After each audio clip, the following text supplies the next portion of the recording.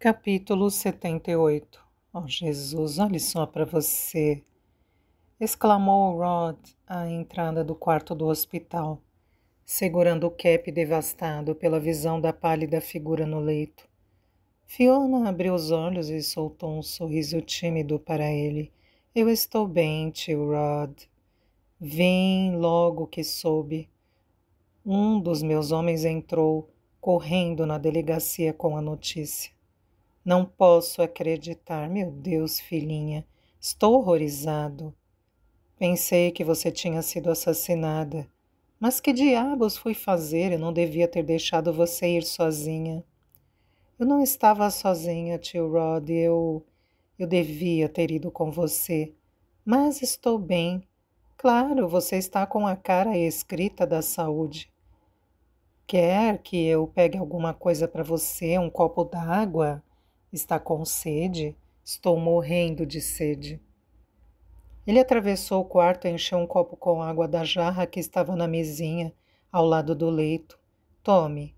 O que os médicos disseram? Ele perguntou. Que perdi um pouco de sangue, mas que vou ficar boa, ela disse pegando o copo da mão dele. E por que você tem que ficar no hospital? Eles querem que eu fique 1 ou 2 dias em observação. Até que eu recupere as forças. Como está se sentindo? Ele afagou o rosto dela. Não gostou de vê-la tão pálida, não gostou das olheiras profundas sob os olhos, nem das manchas de sangue nos curativos. De vez em quando eu me sinto tonta. Burton não vai ficar impune. Eu juro por Deus que não vai. Quando ele for encontrado, eu mesmo pessoalmente cortarei a cabeça dele. Ele ainda está solto? Sinto dizer que sim. Antes de vir para cá, fui até Missing Lane e falei com o homem no comando. Vasculharam o prédio inteiro da Burton Tea e nenhum sinal dele. E também não está na casa dele. O pessoal do centro está achando que ele vai fugir para o continente, se é que já não foi. Mandaram alertas para todas as ferrovias e ainda ofereceram uma recompensa. Rod está frustrado por não ser o encarregado do caso, mas Missing Lane fazia parte do centro de Londres e pertencia à jurisdição policial desta região. Ele era membro da Polícia Metropolitana, submetida às ordens do home office e não da delegacia do centro, e policiava o resto de Londres. Fiona esticou-se até a mesinha. Ela gemeu ao pôr o copo no lugar. Dói? Perguntou Rod. Um pouco. O doutor disse que o corte foi profundo. Ela riu. Para mim, acabaram os decotes. Fiona, você já se deu conta da sorte que teve? Se estivesse um pouco mais próxima, se não fosse puxada a tempo, se a faca fosse um tiquinho de nada mais comprida, ele balançou a cabeça. Eu estaria visitando você no necrotério e não no hospital. Mas o senhor está no hospital, ela disse. Sorriu de novo. Nós conseguimos, tio Rod. Você conseguiu, mocinha. Só Deus sabe como, mas você conseguiu. Só consegui graças à sua ajuda. O senhor fez umas visitinhas extras. Na noite passada, não foi? 1 ou 2. Onde posso encontrar o Peter Miller? No Lion, o velho pub que seu pai frequentava. O senhor falou com Joe Bristol, não falou? Falei, sim. Fiona balançou a cabeça em silêncio. E Rod viu uma dor profunda nos olhos dela, uma dor que não tinha nada a ver com o ferimento no peito. Ainda dói. Depois de todos esses anos, ainda dói até mesmo falar de Joe. Ele se lastimou por ter dito para o rapaz que ela estava no Savoy e desejou muito que Joe se mantivesse longe dela. Eu não quero vê-lo, ela disse. Ele me fez um grande favor e eu deveria agradecer-lhe pessoalmente, mas não posso. Escreverei para ele. Quando chegar em casa, estou em dívida com ele. Rod assentiu com a cabeça. Já ia pedir para que ela fizesse um resumo dos acontecimentos do dia, quando eles ouviram uma batida à porta. Era uma freira com véu branco. Como você está se sentindo, querida? Ela perguntou para Fiona. Bem, obrigada. Muito melhor do que quando cheguei aqui. Fico feliz por saber disso. Aqueles outros cavalheiros a encontraram? Cavalheiros? Perguntou Fiona. Os entregadores. Que entregadores? Perguntou Rod abruptamente. Os dois entregadores da floricultura. Eu os encontrei zanzando pelo corredor, procurando pelo quarto da senhora Soames. Dei o número do quarto para eles. Falei que a senhora Soames não pode receber visitas nenhuma, disse Rod. Ele tinha pedido para que a irmã só permitisse o acesso de policiais. Estava passando por cima da polícia do centro, mas não se incomodou com isso. Não venha me fazer sermão, senhor, disse a mulher ofendida. Eles eram bons rapazes, muito educados. Estavam com um enorme arranjo de rosas. O que eu podia fazer? Tirar as rosas deles? Eu não conseguiria. Rod levantou-se imediatamente. Como é que eles eram? Eu não sei, respondeu a irmã atordoada. As rosas eram tão lindas que só tive olhos para elas e não prestei muita atenção nos rapazes. A senhora não consegue se lembrar de nada? Nem uma coisinha só? Tinham cabelos escuros, eu acho, e deviam ter uns 20 anos de idade, talvez até menos. Eram grandões, corpulentos. A senhora acaba de descrever metade dos valentões de Whitechapel, pensou Rod. Esta porta pode ser trancada? Ele perguntou. Pode sim, ela disse mexendo no bolso. Aqui está a chave. Fique aqui com a senhora Soames e tranque a porta quando eu sair. O número do meu distintivo é 0423. Antes de abrir a porta para mim, pergunte pelo meu número. Tio Rod, o que há de errado? Perguntou Fiona. Nada, eu espero, ele disse.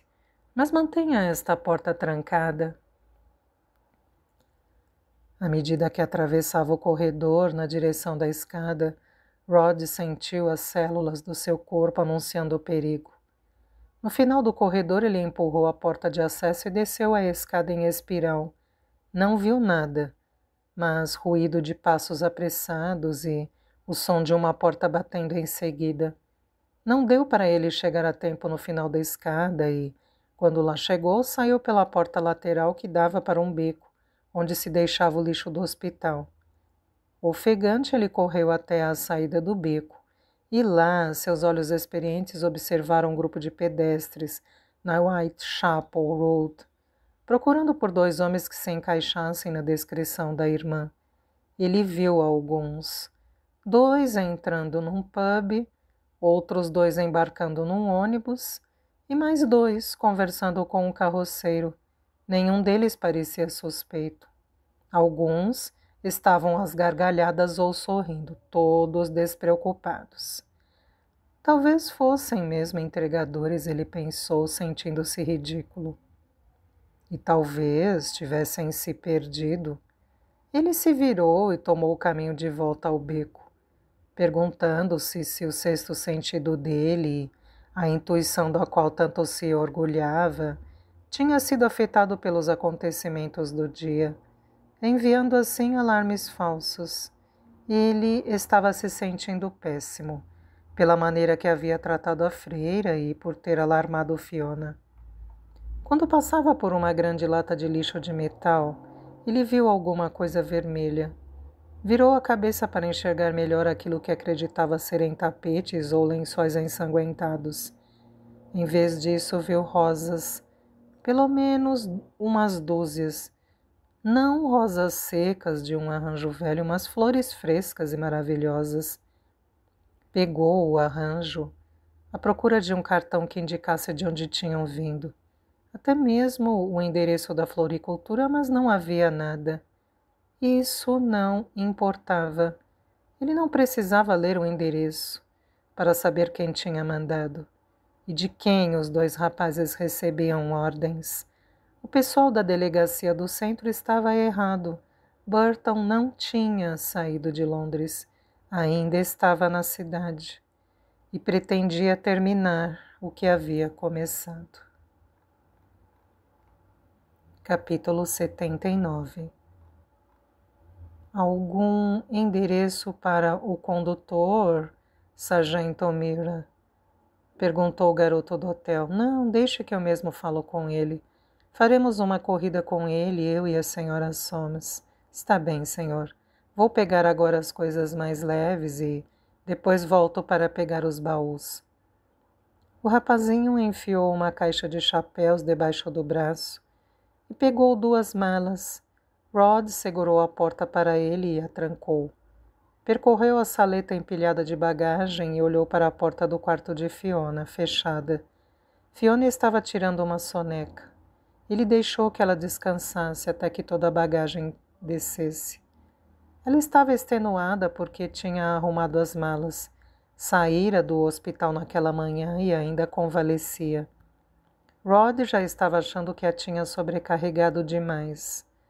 Sua preocupação de que ela tivesse as frágeis reservas de energia drenadas pela insistência dele de que se fizesse essa mudança, mas sabia que não havia outra escolha. 2 dias depois de ter tentado assassinar Fiona, William Burton continuava foragido. A polícia vasculhava a cidade inteira atrás dele. Alguns policiais faziam plantão na casa dele, na Missing Lane do Banco Albion. Diversos jornais estamparam o retrato de Burton e fizeram apelos para que o público informasse o paradeiro dele se o visse. Mas ninguém o tinha visto. Ninguém sabia do paradeiro de Burton, mas se ele quisesse poderia encontrar com facilidade. Diversos jornais publicaram matérias sobre ela. Os leitores queriam saber tudo sobre a jovem destemida que vingara a morte do pai. Alguns jornais chegaram a informar que ela estava no Savoy. Burton só precisava pegar um jornal e lê-lo. Embora os quartos fossem privados, o saguão era aberto ao público. Qualquer um podia entrar. Centenas de pessoas faziam isso todos os dias. Umas poucas moedas nas mãos de um carregador inescrupuloso ou de alguma camareira podiam comprar sem dificuldade informações sobre os hóspedes do hotel. Rod decidiu que Fiona ficaria muito mais segura em alguma casa. Ele entrou em contato com uma imobiliária em Knightsbridge e disse para a proprietária que precisava de um lugar que fosse completamente seguro e que precisava disso com urgência. Ela encontrou uma casa no mesmo dia, uma ótima casa toda mobiliada, em Mayfair, situada no meio de um terreno pavimentado e cujo único acesso era pela frente. Pertencera a um diplomata que fora recentemente transferido para a Espanha. Também solicitou a Alvin Donaldson, o policial superintendente que estava encarregado da investigação de Burton, que colocasse 2 policiais à entrada da casa. Fiona achava que Burton já estava longe, uma vez que Londres tornara-se um lugar perigoso para ele. Ela disse que Rod estava fazendo uma tempestade em copo d'água, mas ele foi inflexível. Burton tinha assassinado o pai dela simplesmente porque viu nele uma ameaça para sua companhia. O que então seria capaz de fazer com alguém que de fato lhe tirara a empresa? Ele a mataria num piscar de olhos, só precisava de uma oportunidade. Quando ele se certificava de que não ficara nada esquecido na saleta, ouviu uma batida à porta. Agarrou por instinto seu cacetete. Presumia que era o garoto que voltava para pegar os baús, mas não queria arriscar. Quem é? Ele gritou com a mão na maçaneta. Fez-se uma pequena pausa e depois veio a resposta. Joe Bristol. Que droga, disse Rod para si mesmo, abrindo a porta em seguida. Olá, Rod. Ela está? Rod balançou a cabeça em sinal negativo. Já saiu. Ele mentiu apontando para as malas. Partiu para a América, hoje de manhã. Ele não tinha a menor intenção de deixar que Joe Bristol encontrasse Fiona. Não depois que ela mesma lhe disse que não queria revê-lo. Joe se mostrou desolado. Não posso acreditar que a perdi, ele disse. Tentei vê-la no hospital depois de ter lido nos jornais o que houve, mas não permitiam visitas, nem mesmo se me identificasse. Eu sei, foram ordens minhas, disse Rod. Minha preocupação era que o Burton ou algum dos seus capangas tentasse pegá-la. Direi para ela que você esteve aqui, Joe. Transmite suas saudações. Eu queria falar com ela pessoalmente, retrucou Joe. Pode me dar o endereço dela em Nova York? Rod pensou por um segundo, tentando encontrar uma boa desculpa para não fazer isso, mas decidiu ser honesto com ele. Joe, ela já sabe que tivemos um encontro, sabe de tudo que você fez por ela e está profundamente agradecida, mas não quer vê-lo, ela mesma me disse. Eu sinto muito, rapaz. Joe olhou para o chão e de novo para Rod. Poderia pelo menos dizer que vem vê-la? Faço isso, sim. E você pode dar isso para ela? Joe estendeu seu cartão. Eu posso enviar para ela. Obrigado. Tchau, Rod. Até mais, Joe. Rod fechou a porta e pôs o cartão no bolso.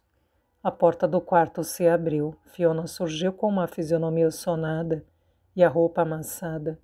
Pensei ter ouvido vozes, ela disse. Tinha alguém na porta? Na porta? Não. Ninguém, só um vendedor ambulante querendo empurrar sua mercadoria. Fiona o olhou espantada. Um vendedor ambulante dentro do hotel? Eu bem que disse que a segurança aqui deixa a desejar. Ele retrucou, mudando rapidamente de assunto. Capítulo 80. Fiona olhava as cruzes de madeira fincadas na terra. Seus túmulos estavam abandonados e cobertos de mato. 2 delas estavam tortas e uma quebrada na base. A 4ª estava descolorida e tomada pela ferrugem dos pregos. Ela só conseguia ler um fragmento do nome Patrick Finnegan. Virou-se para o seu acompanhante, um grandalhão de East London, que Rod contratara para ser seu condutor e seu segurança. Ele carregava um ancinho, uma pá, uma colher de jardinagem, uma tesoura de jardim, um regador e um saco de fertilizante. Pode deixar tudo aí, Andrew, ela disse. Trago o seu cesto, senhora Soames. E o resto das flores? Você me faria este favor? Ela pegou os pacotes que levara e os desembrulhou. Eram mudas de roseiras, de rosa-chá. Passou uma tarde inteira percorrendo floriculturas em busca de mudas perfeitas. O cemitério era pequeno e a carruagem de Andrew tinha estacionado do outro lado do portão. Pouco tempo depois, ele estava ao lado dela outra vez, com prímulas coloridas e um cesto de vime. Dispôs as coisas no chão e manteve-se de pé ao lado com as mãos nos quadris. Eu gostaria de ficar sozinha por um tempo, Andrew. Será que você poderia esperar na carruagem? Ela perguntou. Ele franziu a testa. O sargento O'Meara disse que eu não poderia deixá-la sozinha. Ficarei perfeitamente bem. Ao contrário do sargento O'Meara, duvido muito que William Burton ainda esteja em Londres e, mesmo que estivesse, dificilmente estaria aqui no cemitério, você não acha? É mesmo, está bem, então se precisar de mim, a senhora grita. Ela pegou o ancinho e começou a remexer na terra. Era um dia claro de agosto, o céu estava todo azul e o sol batia nas costas dela. Era tão bom se movimentar e usar outra vez o corpo. Os pontos tinham sido retirados no dia anterior. Ela se exercitara muito pouco depois que Burton a tinha mandado para o hospital, cerca de 3 semanas antes. Já estava irritada com as restrições de Rod e ela queria ar fresco, liberdade e um tempo para si. Rod não gostou nada deste passeio. Ele estava convicto de que Burton continuava em Londres. Embora ela achasse que isso era impossível, onde é que ele poderia se esconder? Alvin Donaldson a tinha visitado naquela manhã para informar o andamento da investigação, mas tudo seguia como antes. A casa, o escritório de Burton e também o banco, em que ele mantinha o seu dinheiro, encontravam-se sob vigilância permanente. Donaldson achava que a falta de pistas sobre o paradeiro de Burton, junto ao fato de que ninguém o tinha visto durante aquelas semanas, indicavam que ele devia estar com uma soma de dinheiro vivo e que o teria usado para fugir pelo canal. Os franceses também estavam em perseguição naquele momento. A prisão dele era uma questão de tempo. Durante a visita de Donaldson, Rod estava junto com ela, ouviu atentamente tudo o que o homem disse e admitiu que a teoria parecia razoável, mas, mesmo assim, ele insistia para que ela não saísse de casa. Como tinha algumas obrigações para este dia, ele pediu que ela esperasse até o dia seguinte para que pudesse acompanhá-la, mas ela se recusou. Estava certa de que William Burton não ia mais obscurecer sua vida. Não queria que ele arruinasse nem mais um só dia de sua vida. Ao cabo de 1 hora, Fiona já tinha tirado o mato e preparado a terra dos 4 túmulos. Então plantou as rosas e depois as prímulas, e em seguida encheu o regador numa torneira próxima e regou o solo. Estava com as mãos e as saias sujas de terra, mas não se importou. No dia seguinte, arrumaria um jardineiro para cuidar dos túmulos, mas agora queria fazer isso sozinha. Tinha que ser assim. Ela ficara fora por muito tempo. Ela fazia o seu trabalho e tinha o cemitério quase só para si. 2 velhas passaram para levar flores aos seus mortos e a cumprimentaram em voz baixa. Depois foi a vez de uma jovem mãe, vestida de preto acompanhada de seu filhinho. Por fim, ela viu 2 rapazes que caminhavam de mãos nos bolsos. Eles paravam aqui e ali, examinando as lápides. Ela os olhou de relance quando eles apontavam para alguns túmulos, e quando se virou para olhá-los pela segunda vez, eles estavam perto, muito perto. Ficou bonito o que você fez com as rosas, disse um deles. Muito obrigada, disse Fiona observando os 2. Eram jovens, de compleição forte. Vestiam calças justas, camisetas, coletes e bandanas vermelhas. Seus rostos deixavam à mostra que eram briguentos. Um deles tinha uma cicatriz e o outro um nariz visivelmente quebrado. Estamos procurando o avô dele, disse um deles, apontando para o outro, mas até agora nada. Qual era o nome dele? Perguntou Fiona. Ele o quê? O nome dele. Qual é o nome que está na lápide? Smith, Tom Smith, igual ao meu, disse o segundo rapaz. Fiona olhou para os túmulos próximos e nenhum apresentava o nome Smith. Acho que ele não está por aqui, ela disse. Quem é esse? Perguntou Tom Smith apontando para o túmulo do pai dela. Patrick Finnegan, respondeu Fiona. Ah, então é isso, disse Tom aproximando-se dela para espiar. Se aproximou tanto que Fiona já podia sentir o cheiro de cigarro nas roupas e de cerveja no hálito dele, e por um segundo ela sentiu medo. Rod já tinha lhe falado dos homens que foram atrás dela no hospital e que, segundo ele, eram capangas do Burton. E se fossem os mesmos homens? Foi nesse momento que ela avistou Andrew. Ele estava bem próximo, observando cada movimento dos rapazes. Eles também o viram. Tom Smith acenou com o boné. Andrew acenou de volta com a cara fechada e os braços cruzados à altura do peito. Bem, acho que é melhor continuar procurando. Ele deve estar por aí em algum lugar. Claro que o homem não saiu andando por aí, não é? Disse Tom. Tchau, madame. Tchau, ela disse sentindo-se uma tola. Não passavam de dois rapazes amistosos que não tinham a menor intenção de feri-la. A mãe é que devia ter pedido para que eles ajeitassem o túmulo do avô ou qualquer coisa assim. As recomendações de Rod já estavam fazendo com que ela tivesse delírios. Ela resolveu tirá-las da cabeça. Voltou ao trabalho e, depois de alguns minutos, com a saída dos rapazes do cemitério, Andrew retornou à carruagem.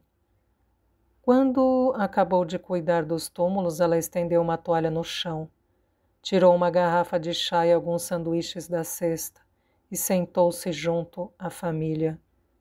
Enquanto comia, ela narrava tudo o que tinha acontecido para eles. Falou de Nova York, de Michael e Mary e da grande família que ganhara. Falou do seu negócio de chá, falou de Will, de Nick. Disse que talvez eles não reconhecessem mais Simi, porque ele tinha virado um autêntico americano e que tinha certeza de que um dia ele acabaria descobrindo alguma coisa importante. Talvez a cura de uma doença, ou um dinossauro, ou quem sabe até um país. Ele está bonito. Ele era tão bonito quanto Charlie, e acrescentou que eles deviam se orgulhar dele da mesma forma que ela. E no fim, ela contou para eles como tinha tomado a companhia de Burton. Ele está arruinado, ela disse. Vai para a prisão assim que for capturado e depois enforcado. Sei que isso não basta, papai. Ela descansou a mão sobre o túmulo do pai. Tomara que sirva para alguma coisa. Espero que isso o ajude a descansar em paz.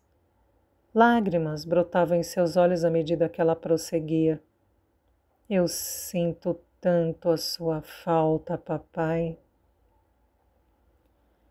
Sinto saudade de você todos os dias. Eu o amo tanto. Dê um beijo na mamãe, no Charlie e no neném, está bem? Diz para eles que os amo muito. Permaneceu sentada em silêncio por mais alguns minutos, observando o sol do início da tarde, que penetrava na ramagem das árvores e se espalhava sobre a grama, levantou-se para sair, depois de ter prometido que não levaria mais anos para voltar. Chamou por Andrew e os dois levaram todas as coisas para a carruagem. Ele ajudou a entrar no veículo, fechou a porta e se pôs a guiar os cavalos pelas ruas estreitas de Whitechapel, de volta para Mayfair. Fiona espiava pela janela, reconhecendo as ruas e as construções. Viu homens que voltavam para casa depois do trabalho e os ouviu chamando pelos companheiros ou saudando os filhos. Viu a cervejaria onde Charlie tinha trabalhado e se deu conta de que não ficava distante da Montague Street. De repente, ela se viu tomada por uma vontade irresistível de olhar sua velha rua, sua casa, o lugar em que tinha crescido. Andrew! Ela berrou, abrindo a pequena janela frontal do seu compartimento. Pare, Andrew! A carruagem se deteve. O que é, senhora Soames? Alguma coisa errada? Eu quero descer, vou caminhar um pouco. Eu volto sozinha para casa. A senhora não pode fazer isso, madame. O sargento O'Meara disse que eu não podia perdê-la de vista. Disse que eu tinha que levá-la ao cemitério e depois voltar direto para casa. Fiona mal conseguia ouvi-lo. Tinha visto Whitechapel outra vez e ouvira seus ruídos e sentira seu aroma. Whitechapel acenava para ela. O sargento O'Meara nunca saberá se você não contar para ele, Andrew, ela disse. Por favor, não se preocupe comigo. Estarei em casa antes de escurecer. E já estava fora da carruagem em seguida segurando sua bolsa, sob os protestos do pobre homem. Satisfeita por estar usando saia e blusa velhas, ela se embrenhou pela Brick Lane, feliz porque a barra da saia estava suja de terra e seu cabelo tinha se soltado enquanto ela trabalhava na terra. Ela o prendera num coque mal feito. Estava adaptada ao lugar, ninguém olhava duas vezes na sua direção. Ela seguia apressada, em meio ao fluxo de trabalhadores. Já estava sem fôlego quando chegou à esquina da Montague Street.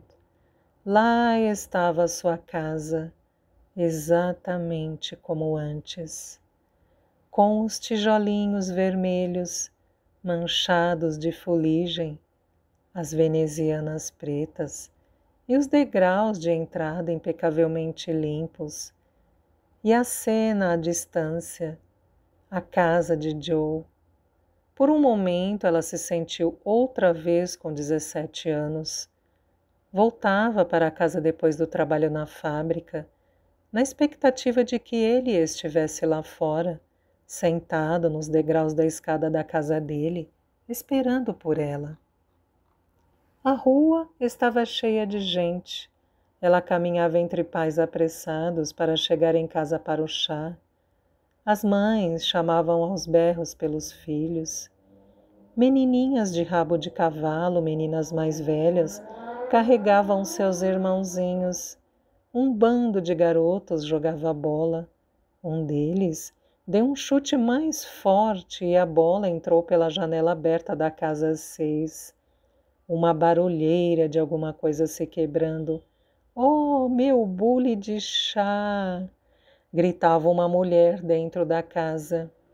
O homem da casa saía disposto a brigar, mas os meninos já tinham sumido de vista, dispersados como uma revoada de pardais. Ela se deleitava com o barulho e agitação. Na Quinta Avenida ninguém gritava assim, pelo menos na parte nobre da rua onde ela residia. Nenhuma criança jogava bola nem pulava corda. Não havia risadas de mulheres conversando na rua. Ninguém rodeava uma jovem grávida com alegria.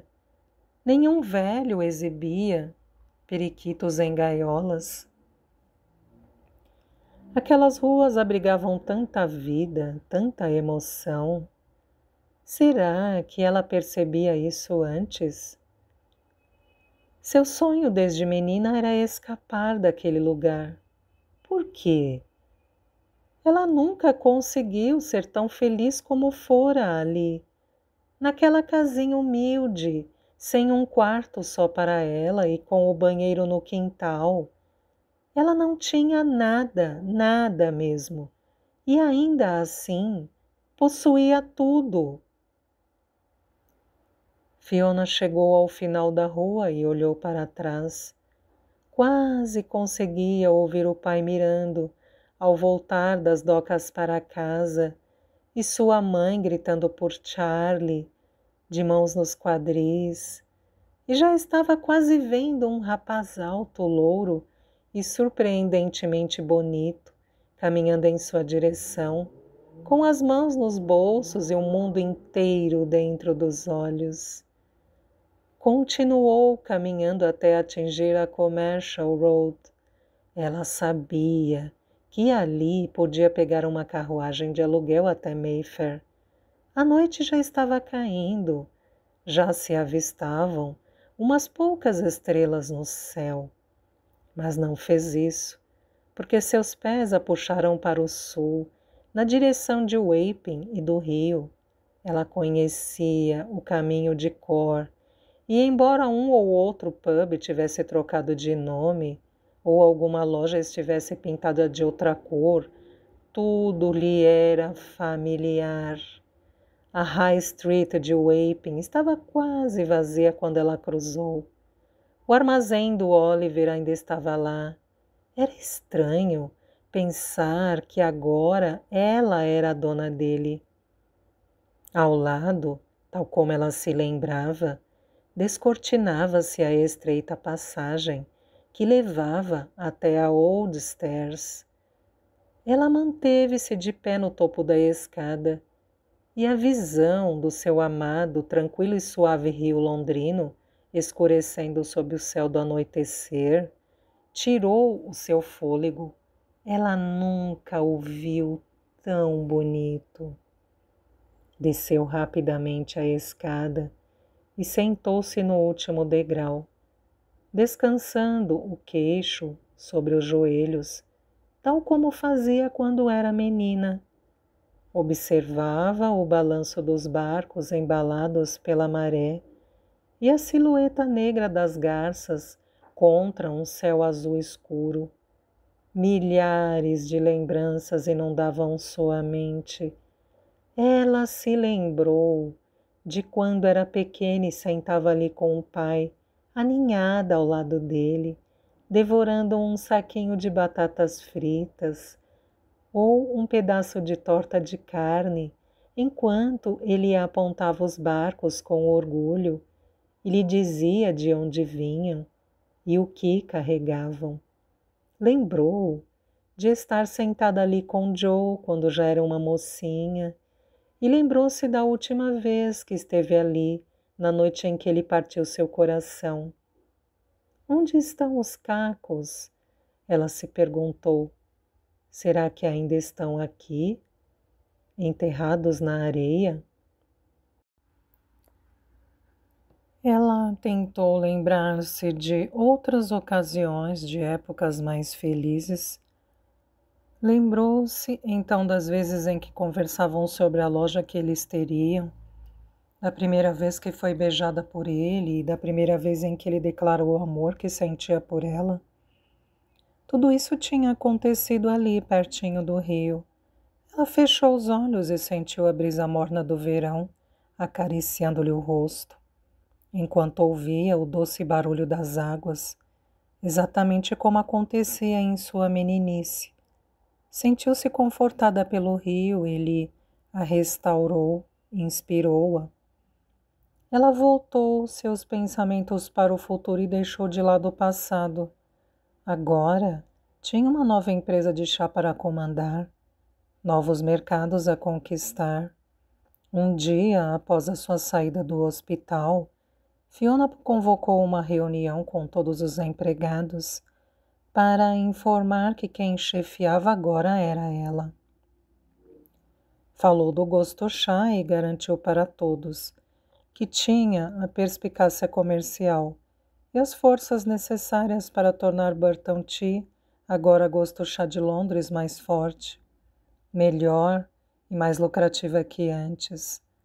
Os que quiserem permanecer serão bem-vindos, ela disse. E os que fossem infiéis a William Burton que saíssem. Ninguém quis sair. Ainda havia muita coisa para aprender sobre a companhia, sobre suas acomodações, tanto em Londres como em outros lugares, e sobre o mercado inglês e o mercado europeu. Ela sabia que precisava de Stuart Bryce ali o mais rápido possível. Já tinha falado com ele pelo telefone logo depois de ter tomado posse da companhia. Ainda podia ouvir a voz dele. Meu Deus, Fiona, você fez o quê? Ele quase caiu para trás quando soube que agora tinham uma nova companhia de chá para administrar. Uma companhia completa com escritórios, um armazém nas docas e uma plantação na Índia. Não lhe pairavam dúvidas de que, com aquilo, sua posição da Burton Tea, Ellie e Stuart, podiam tornar o Gosto Chá não apenas a maior companhia da América, mas também de todo o mundo. Excitada com esta ideia, ela descalçou as botas, tirou as meias e enfiou os pés na margem lameada e cheia de seixos do rio. Caminhou um pouco, pegou um punhado de pedras e começou a arremessá-las na água, o mais vigorosa e rapidamente possível. O que você acha, Alf? Perguntou Joe, mantendo uma concha de grãos de café de seu capataz.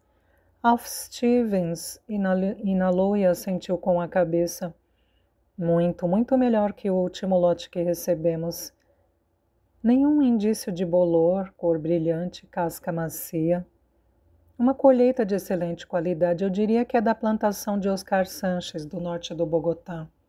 Alf, é surpreendente, disse Joe, dando um tapinha nas costas daquele que tinha sido capataz por mais de 30 anos no Morocco, um armazém na High Street em Wapping.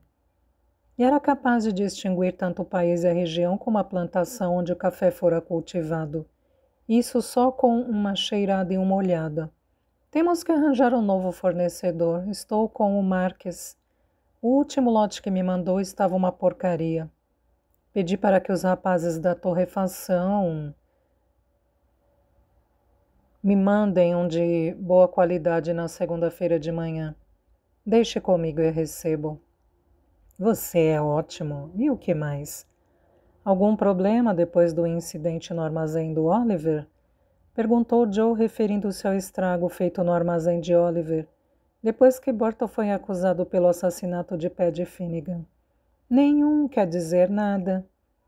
Joe percebeu a hesitação na resposta do homem. O que foi? Nada, chefe, é bobagem, disse Alf, embaraçado. Diz logo.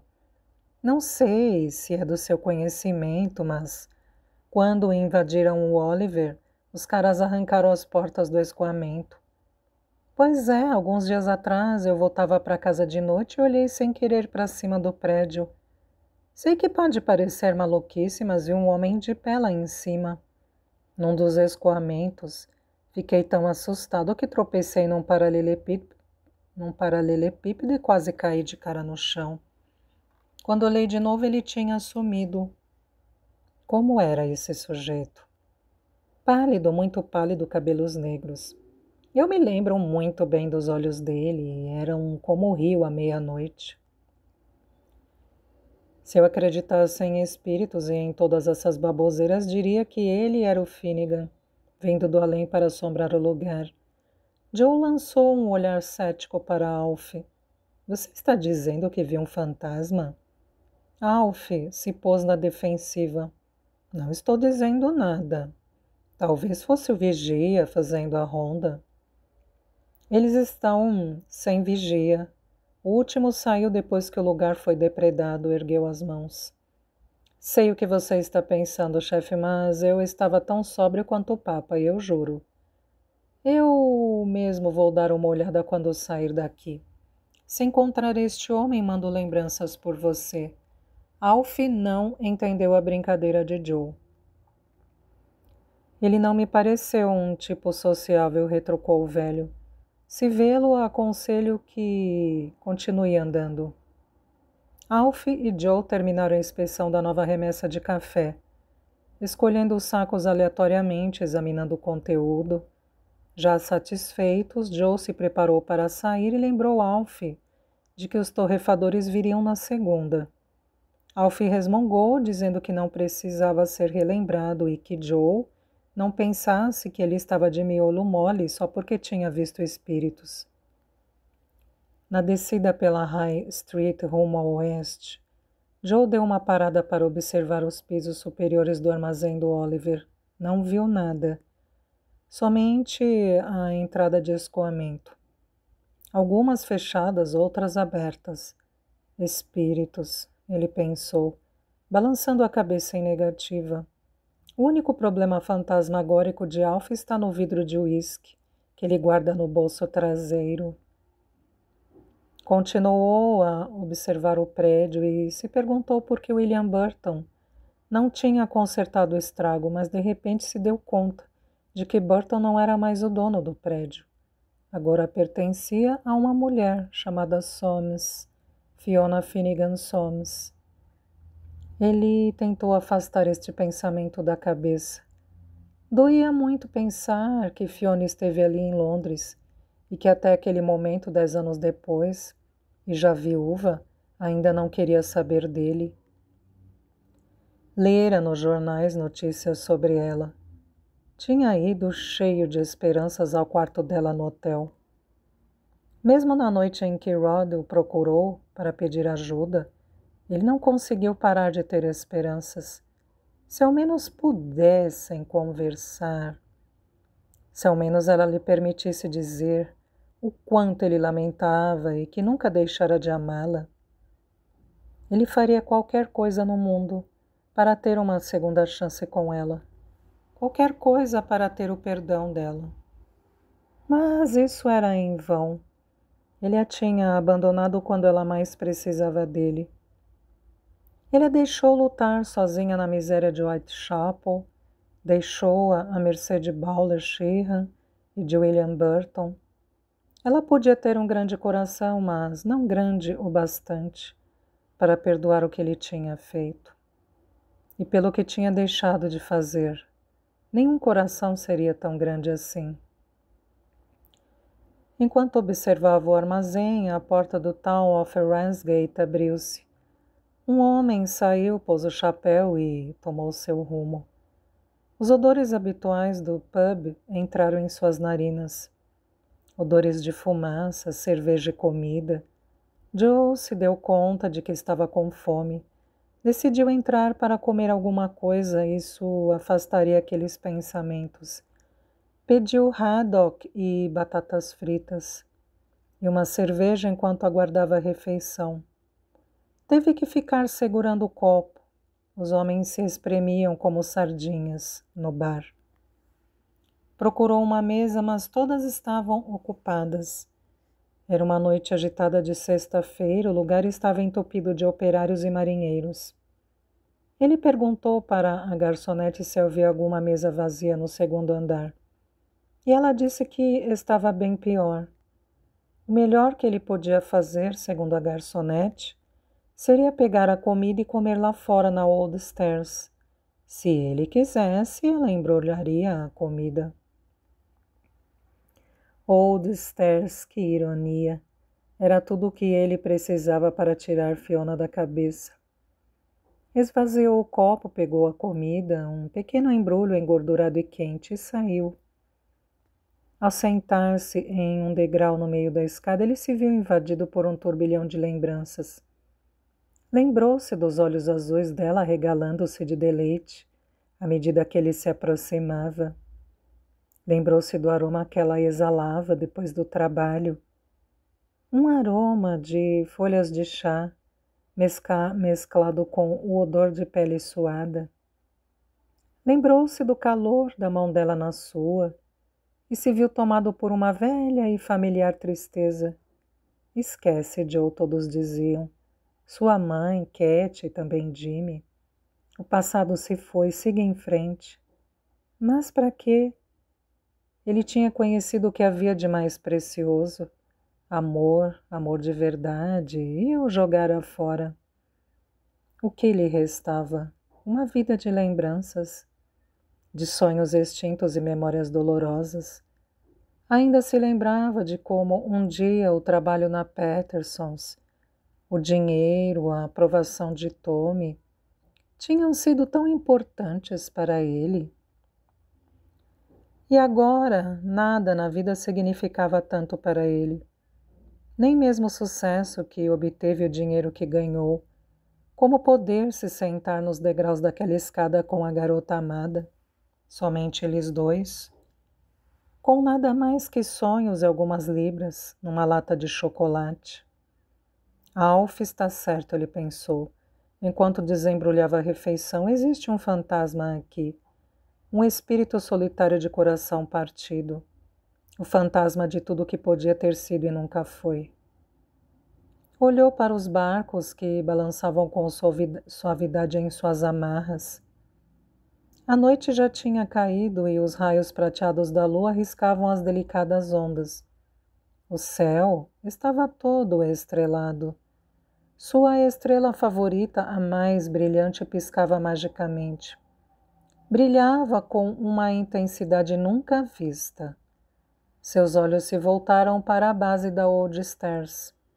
Quantas vezes ele tinha ido ali, só para encontrá-la em cada degrau, observando as ondas e sonhando. De tanto olhar ao longo da escada, ele se deu conta de que havia alguma coisa no último degrau lá de baixo. Esticou-se para enxergar melhor. Era um par de botas pretas, botas femininas. Um pé estava apoiado corretamente no chão, enquanto o outro, esquerdo, tombava ao lado. Nas proximidades se via algo parecido com meias. Ai, meu Deus, ele pensou alarmado. Tomara que nenhuma moça tenha se suicidado. Ele sabia que os suicidas daquele rio sempre deixavam as botas em suas margens, esperando que alguém as achasse e ficasse com elas. Um pequeno e melancólico legado. Seus olhos percorreram a margem do rio. À sua esquerda, a cerca de 20 metros de distância, ele acabou por vê-la. Uma mulher esguia, descalça, de pé ao lado das estacas. Estava de costas, mas ele podia ver que ela atirava a pedra no rio, uma atrás da outra, vigorosa e rapidamente. O luar reluzia em seus cabelos negros, toda vez que ela se abaixava para pegar mais pedras. Ele se sentiu aliviado. Nenhuma pessoa transtornada estaria jogando pedras no rio. Imóvel, ele se perguntou o que ela estaria fazendo no rio àquela hora. Aquele lugar não era seguro para uma mulher. Ele a contemplava hipnotizado pelos seus movimentos, graciosos e seguros. Notou que os cabelos dela tinham se soltado do coque e que a barra da saia se arrastava na lama. De repente, um pássaro aquático levantou o voo. Ela virou a cabeça quando ouviu o barulho da ave. Ele se levantou. A refeição caiu do seu colo e rolou pela escada. Não pode ser, ele murmurou. Era um truque. Era aquele lugar, com todas as lembranças que guardava. Mas seus olhos lhe diziam que não era um truque.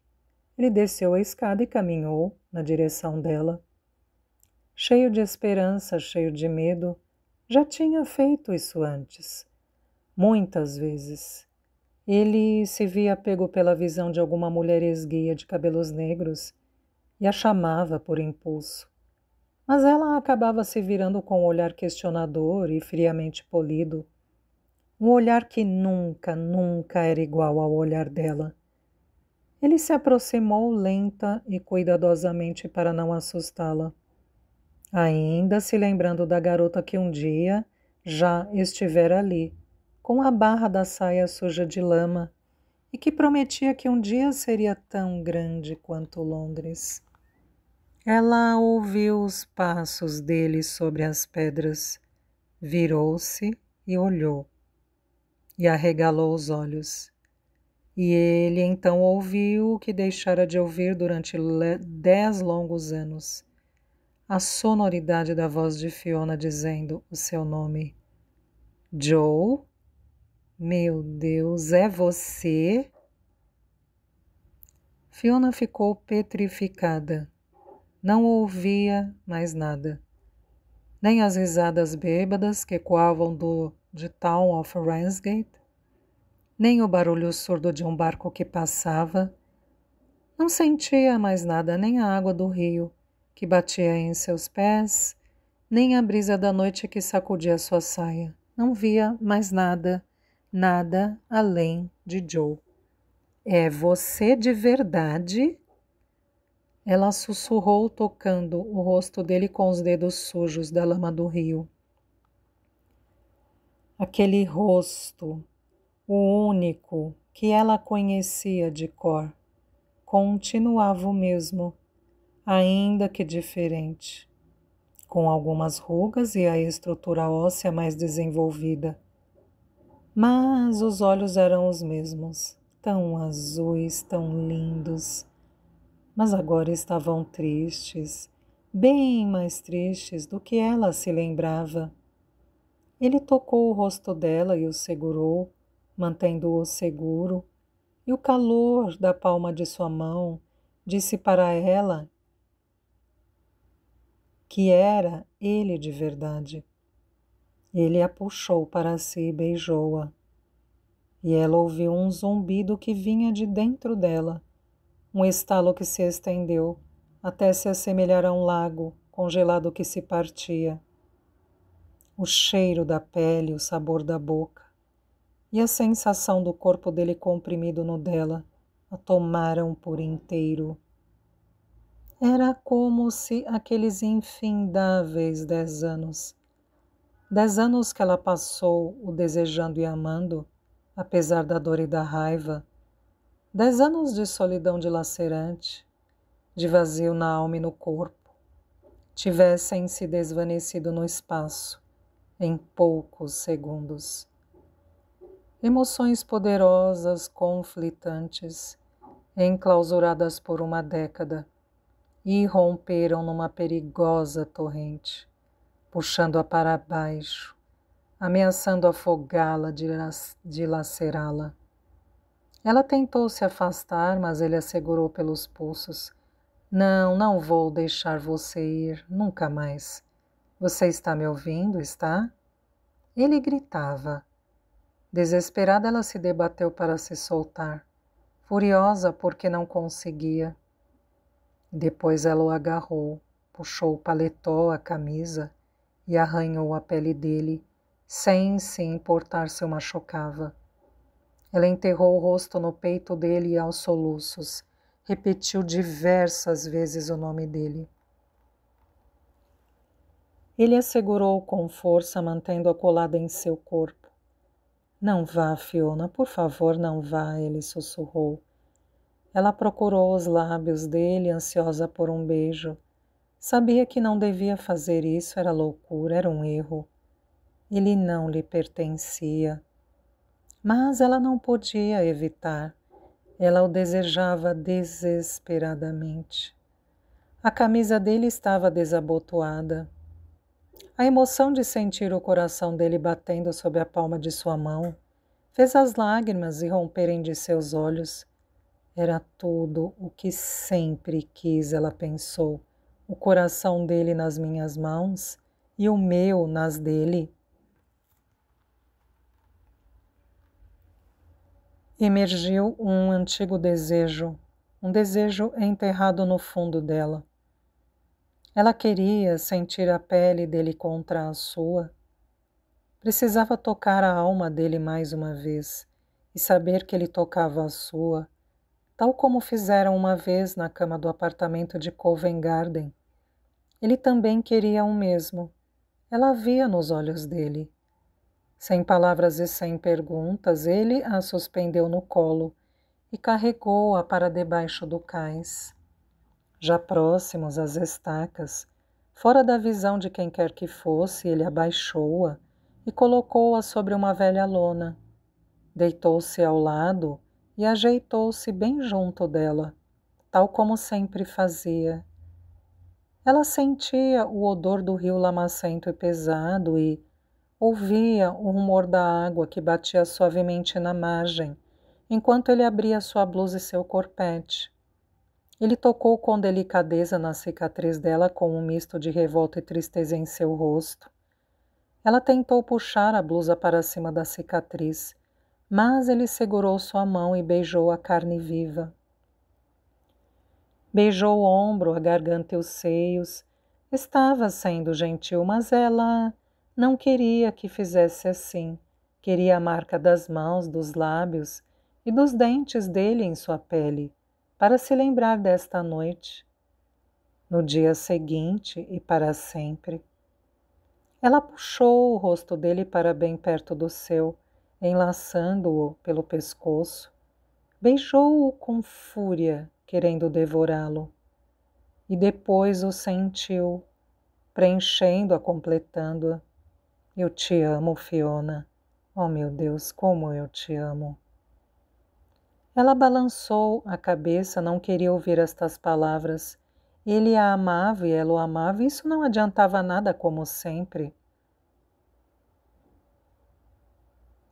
Mas ele continuou olhando para ela, mesmo na escuridão. A paixão nos olhos dele era violenta e amedrontadora. Diz que me ama, Fi, ele disse. Não me peça isso, não é justo. Diz, Fiona, diz. Ela fechou os olhos. Eu te amo, Joe. Ela disse com a voz entrecortada, sempre o amei.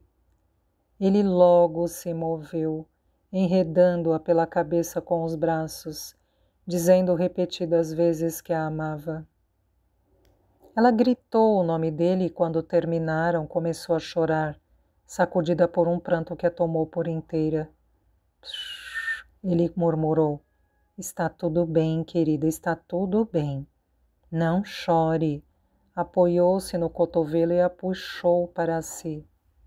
A falta dele, a súbita sensação de vazio, tornou tudo pior. Aquilo não estava certo, ela o queria outra vez. Não queria que aquilo acabasse, não queria vê-lo se levantar e ir embora de novo. Queria ficar como estava, os dois juntos, unidos. Uma brisa soprou do rio, ela estremeceu. Ele a puxou para mais perto. Fica comigo esta noite, ele disse, vem para casa comigo. Fiona se perguntou se tinha ouvido direito. Ir para sua casa com você? Ele beijou a testa dela. Sim, agora mesmo. Você está maluco? Ele olhou intrigado para ela. Claro que não. O que há de errado? Quem a impede de ir? Quem me impede? Ela repetiu com um tom ferido. E a Millie, Joe? E sua mulher? Millie? Ele repetiu confuso, arregalando os olhos em seguida. Droga, você não sabe. É claro que você não sabe. Não sei o quê. Ele ergueu-se. Fiona, eu e Millie nos divorciamos já faz quase 10 anos. Vocês o quê? Nos divorciamos antes do primeiro aniversário do nosso casamento. E depois tentei encontrar você. Fui até Nova York e procurei você em tudo quanto é canto. Você foi a Nova York? Ela disse baixinho. Em 89, pouco antes do seu casamento. De repente ela entendeu tudo. Meu Deus, ela murmurou. Eu acho, disse Joe ajeitando a blusa dela, acho que nós devíamos ter conversado primeiro. Joe se encostou de costas na parte da parede de tijolos do armazém do Oliver, que dava para Old Stairs. Ele balançou a cabeça e riu. O que é? Perguntou Fiona, mastigando uma batata frita. Estava sentada ao lado dele comendo a refeição que ele tinha trazido do pub. Você, esta noite, tudo é tão fascinante. Ela sorriu encabulada. Um sonho. Um sonho que eu quero que nunca acabe. Eu também. Ele olhou para o vazio, ciscando as lascas de um tijolo quebrado e de repente puxou-a de novo para si e beijou-a. Ela riu impossibilitada de retribuir o beijo, porque estava com a boca cheia com as batatas. Ele também riu e voltou a olhar para o vazio. Era como se estivessem se conhecendo naquela hora. Em dado momento, um procurava a mão do outro, para logo se entreolharem longamente. Encabulados e desajeitados, tão íntimos e ao mesmo tempo tão estranhos.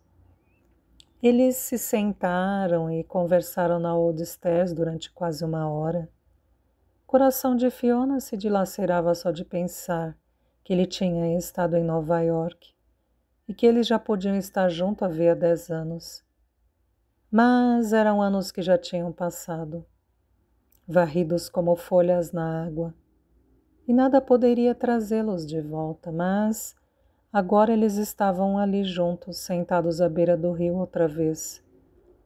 Ela contou tudo o que tinha vivido, desde o dia em que ele a deixou até algumas horas antes, quando visitou os túmulos de sua família e saiu caminhando até o rio.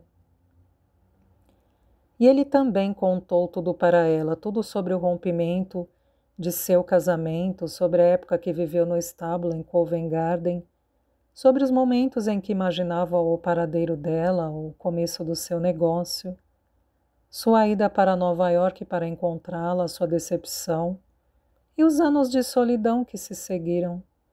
Disse que nunca deixou de pensar nela e que nunca deixou de amá-la. E ela disse o mesmo para ele. A conversa foi marcada por momentos de lágrimas e silêncios. Não era fácil falar dessas coisas. Ainda havia tristeza e raiva. Mas também houve alegria. Fiona ainda não conseguia acreditar que Joe estava ali sentado ao lado dela. O homem que ela amava, o homem que ela desejava. Mas também um velho amigo dela. O rapaz que tinha crescido com ela. Ninguém no mundo a conhecia melhor que ele. Agora, ela o olhava enquanto Joe olhava para as águas do rio. De repente, os olhos dele mostraram-se sombrios. Em poucos segundos perderam o brilho. O que há? Ela perguntou subitamente temerosa, de que ele estivesse arrependido do que tinham feito, com medo de que ele não a quisesse, já achando que tinha imaginado tudo o que ele disse debaixo do cais. O que há de errado? Ele pegou a mão dela. Nada, disse. E tudo. Você está arrependido pelo que fizemos? Arrependido? Por fazer amor com você? Claro que não, Fiona. Não me arrependo disso, eu estou com medo. Medo de que você não me queira, medo de nunca mais ver você depois que sairmos daqui, por tudo o que fiz 10 anos atrás, exatamente aqui. Joe, você não precisa... Preciso sim, eu lamento tanto, tanto.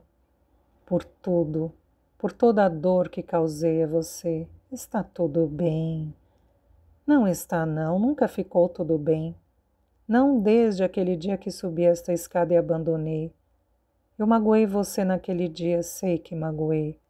Mas você só perdeu a mim. Eu me feri 1.000.000 de vezes mais fundo, porque perdi você.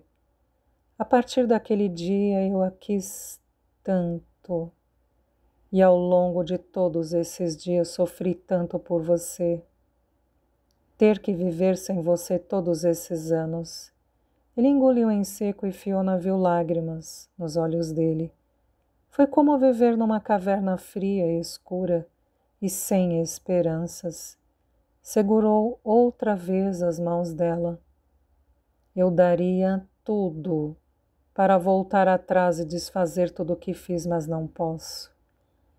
Mas se você deixar, farei o possível e impossível para deixá-la feliz.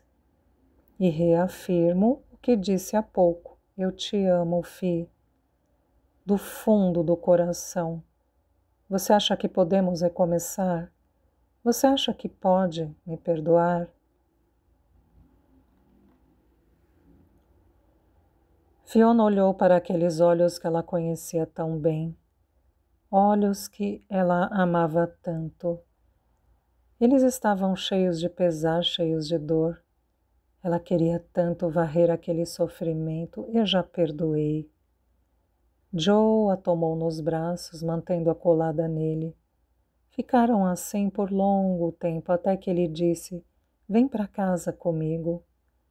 Ela já ia aceitar quando um par de pernas surgiu no topo da escada e uma voz berrou.